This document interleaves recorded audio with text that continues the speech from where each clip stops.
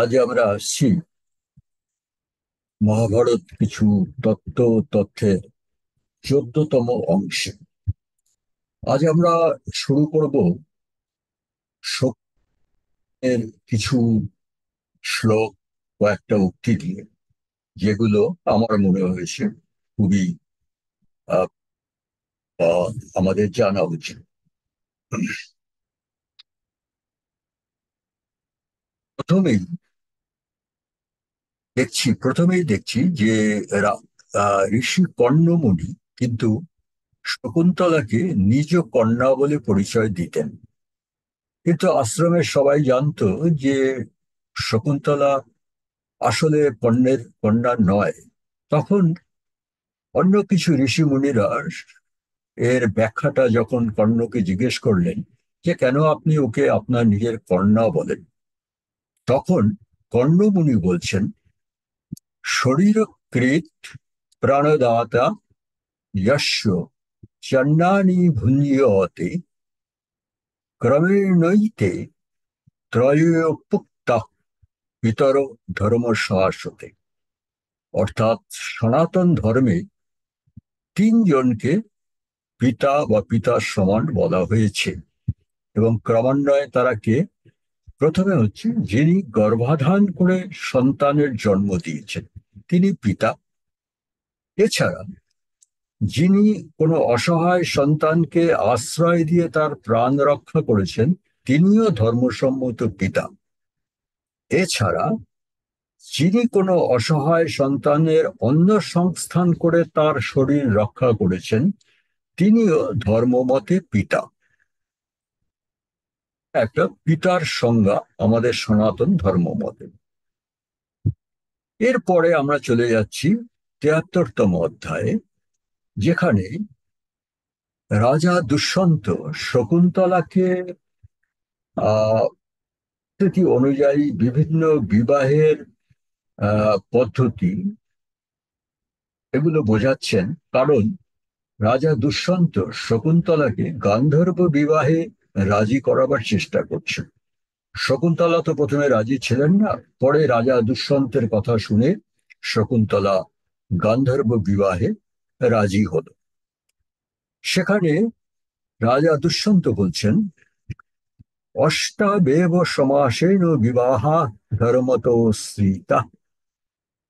আমাদের ধর্মে 8 রকম বিয়ের কথা বলা আছে।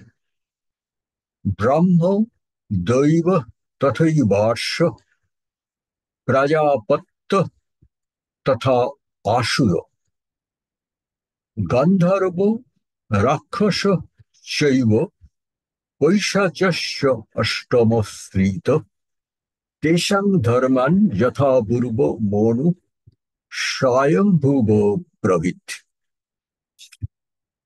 রাজা দুষ্যন্ত বলছেন যে স্বয়ংভু মনু তার মনুস্মৃতিতে ধর্ম অনুযায়ী 8 রকম বিবাহের কথা স্বীকার করেছেন।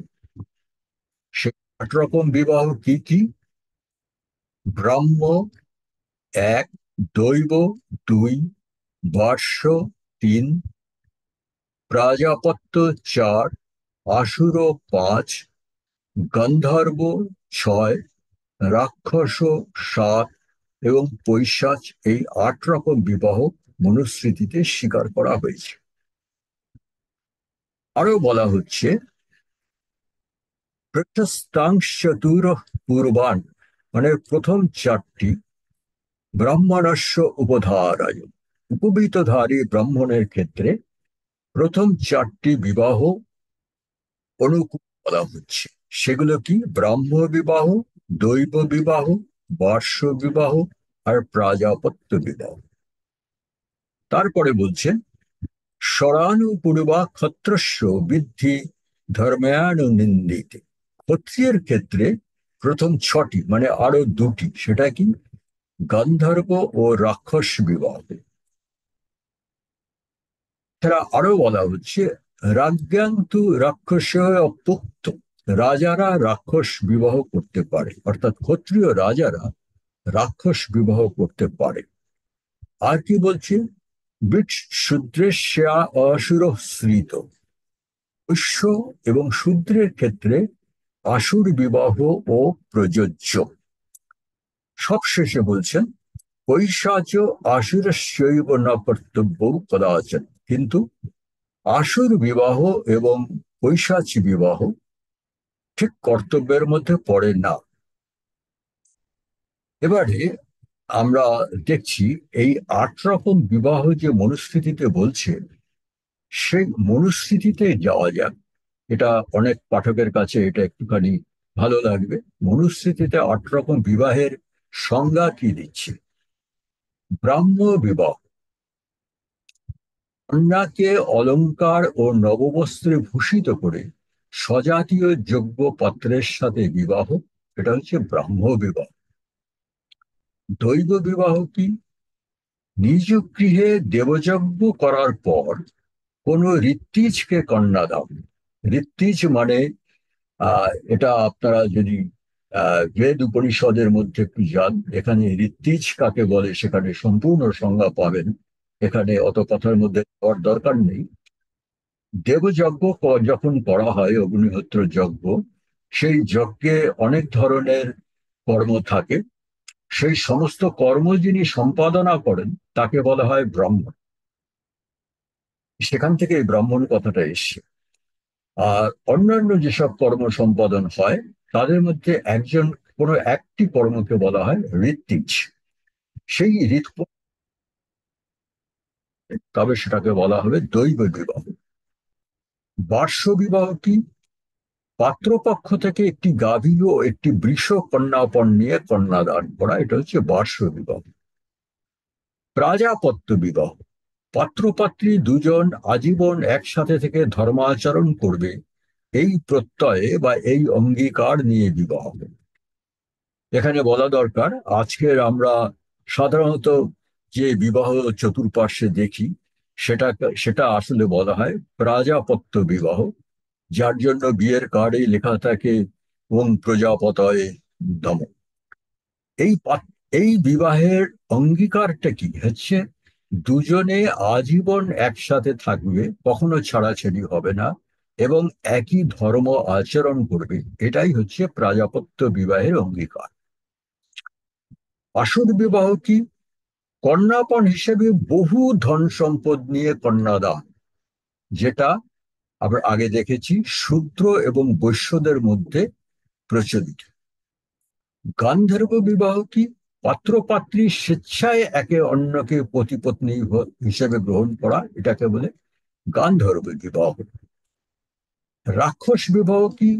যুদ্ধ করে মারামারি করে ক্রন্দনরতা কন্যাকে ক্রন্দনরত পরিবার থেকে ছিনিয়ে এনে বিবাহ, এটা হচ্ছে রাক্ষস বিবাহ।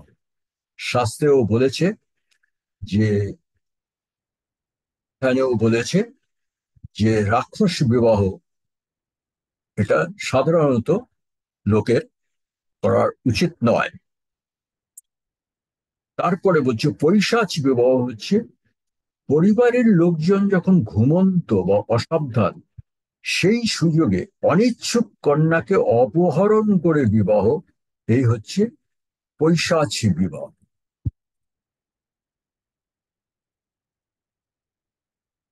এখানে বলছে এই আসুর বিবাহ বা পৈশাচী বিবাহ কখনোই করা উচিত নয়, কিন্তু আসুর বিবাহ আবার বৈশ্য ও শূদ্রের ক্ষেত্রে প্রযোজ্য।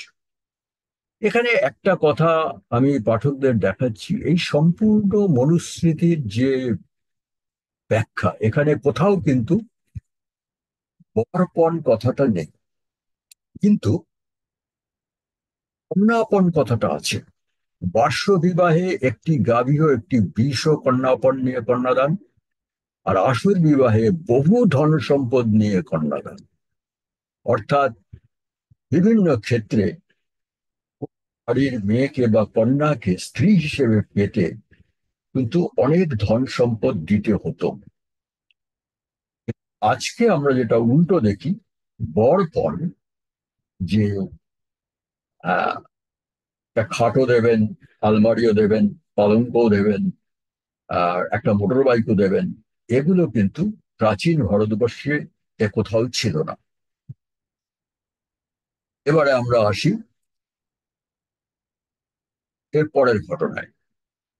এর পরের ঘটনা হচ্ছে, রাজা দুষ্যন্ত তো গান্ধর্ব মতে শকুন্তলাকে বিয়ে করে দেশে ফিরে গেলেন, এবং উনি কিন্তু বলে গেছিলেন, আমি আমার লোকজন মন্ত্রী সভাসদদের পাঠাবো তোমাকে নিয়ে যাওয়ার জন্য, কিন্তু উনি আর কাউকে পাঠাননি।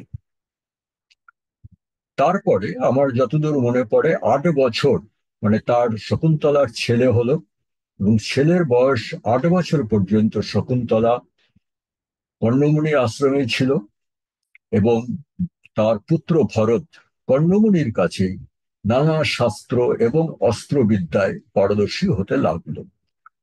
এই ভরতের 8 বছর বয়সে কর্ণমুনি শকুন্তলাকে লোকজন সঙ্গে নিয়ে রাজা দুষ্যন্তের কাছে পাঠালেন। কিন্তু সেখানে রাজসভায় রাজা দুষ্যন্তকে কিন্তু শকুন্তলাকে পরিচয় দিতে চাইলেন না। রাজা শকুন্তলাকে চিনতে অস্বীকার করলেন। এইখানে বলি, আমরা ছোটবেলা থেকে শকুন্তলার এই দুষ্যন্তের রাজসভায় যে গল্পটা শুনেছি, সে গল্প কিন্তু মহাভারতের সঙ্গে মেলে না। মহাভারতে অন্য কথা লেখা আছে। মহাভারতে লেখা আছে, রাজা দুষ্যন্ত ইচ্ছে করেই শকুন্তলার পরিচয় অস্বীকার করেন। এই জন্যে কেন? এই জন্যে, রাজা দুষ্যন্ত উনি ছিলেন মহান ধার্মিক রাজা। উনি জানতেন যে উনি যদি হঠাৎ শকুন্তলাকে লোকজন পাঠিয়ে নিয়ে আসেন, বা প্রথমেই শকুন্তলাকে স্বীকার করেন, তাহলে অনেকেই শকুন্তলার চরিত্রের প্রতি সন্দেহ করবে, এবং শকুন্তলা কোনোদিনই রাজ পরিবারে রানীর সম্মান পাবেন না। সেই জন্য তিনি শকুন্তলাকে প্রথমে অস্বীকার করেন। তারপরে শকুন্তলা নানা রকম শাস্ত্র উক্তি দিতে থাকেন, কারণ শকুন্তলা ছিলেন অতি বিদুষী মহিলা। রাজা এই উনি কর্ণমুনির শিষ্যা। উনি শাস্ত্র উল্লেখ করে অনেক রকম কথা রাজা দুষ্যন্তকে বলতে থাকেন। সব শেষে ওই রাজসভায় দৈববাণী হলো যে, হে রাজা দুষ্যন্ত, এই শকুন্তলাই তোমার স্ত্রী, এবং এই শিশুই তোমার পুত্র। তখন রাজমাতা, মানে রাজা দুষ্যন্তের মা, নিজে এগিয়ে এসে শকুন্তলাকে পুত্রবধূ হিসেবে গ্রহণ করলেন, এবং শকুন্তলা রাজ পরিবারে সম্পূর্ণ রানীর মর্যাদা পেতে লাগলেন। এটা ছিল কাহিনী। এবারে আমরা আসি, শকুন্তলা রাজা দুষ্যন্তকে কি বলছেন। এই কথাগুলো খুব আহ উল্লেখযোগ্য কথা, এবং আমাদের সনাতন ধর্মের একটা পরিচয় দেয়। শকুন্তলা বলছেন, जो अन्यथा तंतम आत्मानम अन्यथा প্রতিপদ্যতে।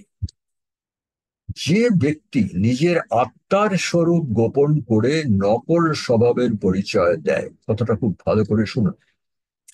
যে ব্যক্তি, এরকম লোক হয়তো আজও দেখা যায়, নিজের বিবেক, নিজের আত্মাকে ঠকিয়ে নকল স্বভাবের পরিচয় দেয় এবং সেই রকম কর্ম করে, কিং তেন ন কৃতং পাপং চৌরেণ আত্ম অপহারিণা, সেই ব্যক্তি নিজের আত্মাকেই অপহরণ করেছে বা চুরি করেছে। সেই চোর কি কি পাপ না করতে পারে। অন্যতে পাপকং কৃত্যা ন কশ্চিদ ব্যক্তি মামিতি বিদন চৈনং দেবাস্য যঃ চৈব অন্তর পুরুষ। প্রয়োজনীয় কথা এই 29 নম্বর শ্লোকে আছে। এখানে বলছে, অন্যতে পাপকং কৃত্যা না কশ্চিদ ব্যক্তি মামিতি। অনেকেই আছে যারা পাপ করে ভাবে বা মনে করে যে আমি ছাড়া আর কেউ জানতে পারিনি যে আমি এই পাপ কর্মটা করেছি। কিন্তু আর কেউ জানতে না পারুক, অন্তরাত্মা আর বিবেক আর দেবতারা ঠিক জানতে পারেন। অর্থাৎ আর কোনো লোক না জানতে পারুক, কিন্তু সেই পাপীর অন্তরের মধ্যে যে আত্মা বাস করছেন, তিনি ঠিক জানেন। এবং সেই বিবেকের থেকে নিষ্কৃতি পাওয়া খুব কঠিন। এবং একটা সময় আসে, ওই বিবেকের দংশনে সেই পাপী পাগল হয়ে যায়। শকুন্তলা আরো বলছেন খুব প্রয়োজনীয় কথা, যমৌ বৈবশতস্তস্য নির্যায়তিতি দুষ্কৃতম ইতি স্থিতঃ পরম সাক্ষী ক্ষেত্রজ্ঞ যস্য তুষ্য। যার উপর হৃদয় গুহাবাসী কর্মসাক্ষী পরমাত্মা সন্তুষ্ট থাকেন, অর্থাৎ যার উপরে তার হৃদয় গুহাবাসী পরমাত্মা সন্তুষ্ট থাকেন, সূর্য রাজ নিজেই তার পাপ কিছুটা নিষ্ক্রিয় করেন। এখানে কর্মসাক্ষী কথাটার প্রতি একটু নজর দিন। আমাদের বেদে এবং উপনিষদে বারবার বলেছে যে পরম আত্মা পরম ঈশ্বর আমাদের শরীরের মধ্যে, আমাদের হৃদয়ের মধ্যে যে সামান্য পরিমাণ আকাশ বা শূন্যতা আছে, অঙ্গুষ্ঠ পরিমাণ শূন্যতা, সেখানেই পরমাত্মার বাস। কর্মসাক্ষী, তিনি কোনো কর্ম করেন না। আমরা যে দৈনন্দিন এত কর্ম করি, এগুলোর সঙ্গে কিন্তু সেই পরমাত্মার কোনো কাজ হাত নেই। তাই কর্মটা কে করে? আমাদের উপনিষদ বলছে যে কর্মটা করে জীবাত্মা, যে পরমাত্মারই একটি রূপ। সেই জীব দান করে কর্ম, কিন্তু সেই পরমাত্মা কিন্তু কোনো কর্ম করেন না, তিনি শুধু সাক্ষী। জন্ম থেকে মৃত্যু পর্যন্ত আমি কি কর্ম করেছি তিনি তার সাক্ষী, এবং সময় মতো মহাকালের দরবারে তিনি সাক্ষ্য পেশ করবেন, তিনি সাক্ষ্য দেবেন যে আমি কি কর্ম করেছি কি না করেছি।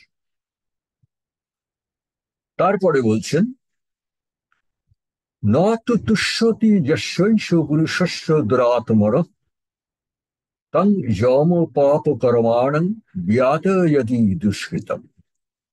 আর যে দুরাত্মার প্রতি পরমাত্মা সন্তুষ্ট নন, যমরাজ নিজেই তার দুষ্কর্মের শাস্তি দেন। তারপরে বলছেন, যো অবমন্য যো, তারপরে বলছে, যো অবমন্য আত্মনা আত্মানম অন্যথা প্রতিপদ্যতে। যে লোক নিজের আত্মাকে অপমান করে বা নিজের আত্মাকে ঠকিয়ে নিজ বিবেচারণ করে, ন তথ্য দেবা শ্রেয়াংশ যস্যাত্মাপি ন কারণ। দেবতারাও তার কোনো ভালো উপকার করতে পারেন না, এবং সবচেয়ে বড় কথা, তার বিবেকও তাকে কোনোদিন নিষ্কৃতি দেয় না। পরে আবার শকুন্তলা মুখ দিয়ে ব্যাসদেব আরো কয়েকটা কথা বলেছেন। এখানে আমি ঘটনাক্রমে বলি, অনেকেই ভাবে যে সনাতন ধর্মটা কি। এই যে কথাগুলো আমাদের পুরাণে, মহাভারতে এবং উপনিষদে বেদে আছে, এই কথাগুলির আহ মর্মার্থ যদি অনুধাবন করা যায়, তাহলে সেটাই হচ্ছে সনাতন ধর্ম। তলার মুখ দিয়ে ব্যাসদেব আরো বলাচ্ছেন একটা খুব আহ, হলো দীপক বা ইন্টারেস্টিং কথা, সেটা আপনাদের একটু পড়ে শোনাচ্ছি। সংসারন্তপি প্রেতং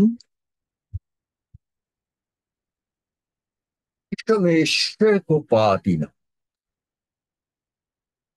বিজয়ী বান্নেতি ভর্তারং সততং ইয়াপতিব্রতা।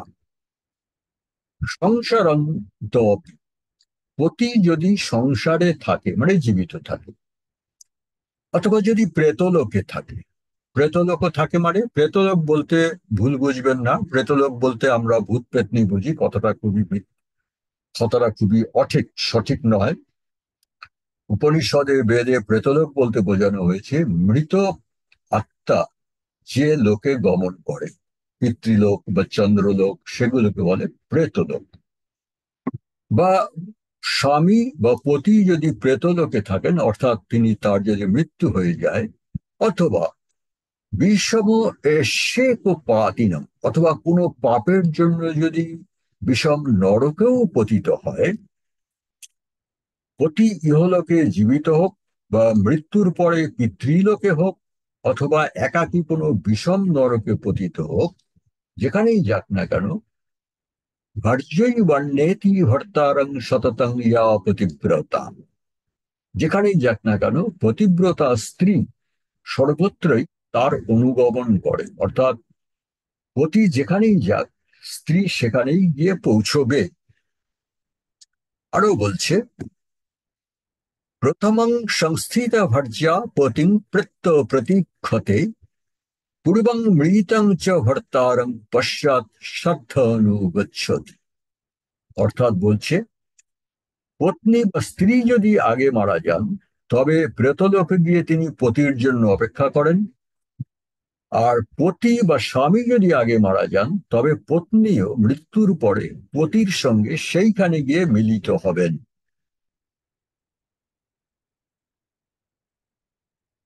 এতস্মাৎ কারণাদ রাজন পাণিগ্রহণমিষ্যতে যদাপ্নোতি পতিভার্যম ইহলোকে পরত্রচ। শকুন্তলা বলছে, রাজা দুষ্যন্ত এই জন্যই পুরুষ কোন নারীর পাণি গ্রহণ করে, কোন স্ত্রীলোককে বিবাহ করে, যাতে শুধু ইহলোকেই নয়, পরলোকেও সে সেই নারীর সঙ্গ পায়।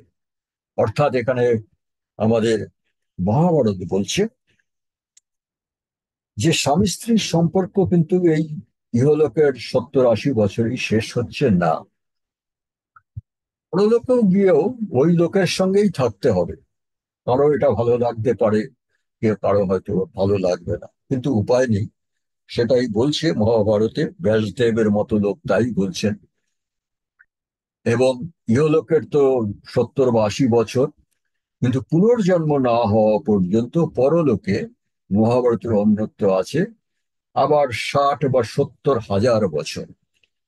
সুতরাং ইহলোকের 70 বছর কিছুই না, আরো 70 হাজার বছর একসঙ্গেই থাকতে হবে। ছাড়া সবার শেষে শকুন্তলা, বিদুষী শকুন্তলা রাজা দুষ্যন্তকে একটা চরম সত্য তার সামনে দিচ্ছেন। লক্ষ্য করুন কি বলছেন, আত্মন জন্মন ক্ষেত্রং পুণ্যং রাম সনাতনম। সনাতন কাল থেকে পুরুষের আত্মজের জন্মের পুণ্য ক্ষেত্র হল তার স্ত্রীর গর্ভ। ঋষি নাম অপি কা শক্তি স্রষ্টুম রারামৃতে প্রজাম। কোন ঋষিমুনিরও কি এমন কোন শক্তি আছে যে স্ত্রীর শরীরের ক্ষেত্র বিনা সে তার আত্মজ বা সন্তান সৃষ্টি করে? এমনকি দেবতাদেরও সেই শক্তি নেই। আত্মজ বা সন্তান উৎপাদনের জন্য কোন স্ত্রীর গর্ভের সাহায্য বা ক্ষেত্র অবশ্যই নিতে হবে, এছাড়া আর কোনো উপায় নেই। এই অংশটা আজকে আমরা এখানেই শেষ করছি। এর পরের অংশে রাজা যযাতির কাহিনী আমরা এর পরের অংশে দেখব।